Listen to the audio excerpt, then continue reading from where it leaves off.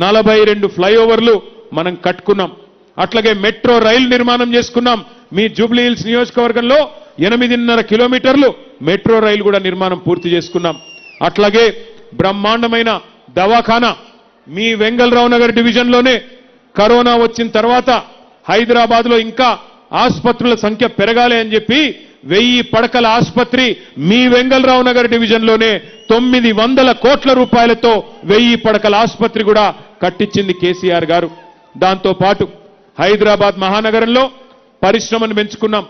IT రంగాన్ని దూసుకొని పోయే విధంగా మన ప్రభుత్వం వచ్చినాడు 2014లో ఐటీ పరిశ్రమ కేవలం 3,20,000 మంది పనిచేసేది.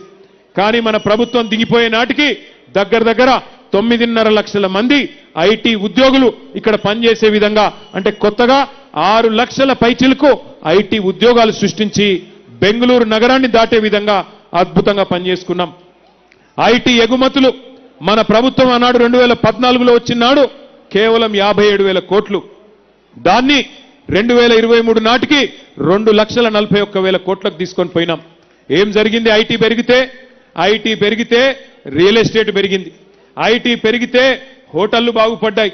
ఐటీ పెరిగితే 6 లక్షల మంది పిల్లలు మన తెలుగు వాళ్ళు బయటి రాష్ట్రాల వాళ్ళు మన హైదరాబాద్కు వచ్చి ఇక్కడ కొలువులు చేస్తే మరి మన హైదరాబాద్లోని వ్యాపారాలు చిన్న వ్యాపారాలు, హోటళ్లు, రెస్టారెంట్లు, మెడికల్ షాపులు అన్ని కలకలలాడుతూ మన జేబుల్లో పైసలు గిలగిల్లాడినాయి.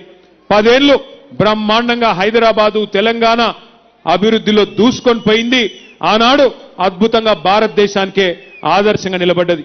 ఒకవైపు హైదరాబాదు, మరొక వైపు పల్లె ప్రగతి లాంటి కార్యక్రమాల ద్వారా పల్లెలు బాగు చేసుకున్నాం, పట్టణాలు బాగు చేసుకున్నాం, పచ్చదనం పెంచుకున్నాం, పర్యావరణం కాపాడుకున్నాం. 10 ఏళ్లు సుకూన్గా ఉన్నాం. బ్రహ్మాండంగా పేదవాడు కడుపు నిండా అన్నం తింటానంటే 5 రూపాయలకే బువ్వ పెట్టే అన్నపూర్ణ సెంటర్ పెట్టుకున్నాం.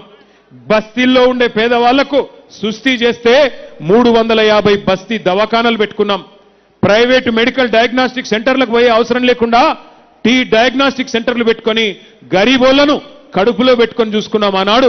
అందుకే ఒకసారి కాదు 2 సార్లు జీహెచ్ఎంసీలో ఇదే వెంగళరావు నగర్ డివిజన్ నుంచి గులాబీ జెండానే గెలిపించినారు మీరు. 2 సార్లు 18లో 23లో మాగంటి గోపీనాథ్ గారికి బ్రహ్మాండమైన విజయం అందించింది ఇదే వెంగళరావు నగర్ డివిజన్. ఇది 10 ఏళ్ల మన ట్రాక్ రికార్డ్. నిన్న నేను ప్రజెంటేషన్ ఇచ్చిన 10 ఏళ్లలో బీఆర్ఎస్ ప్రభుత్వం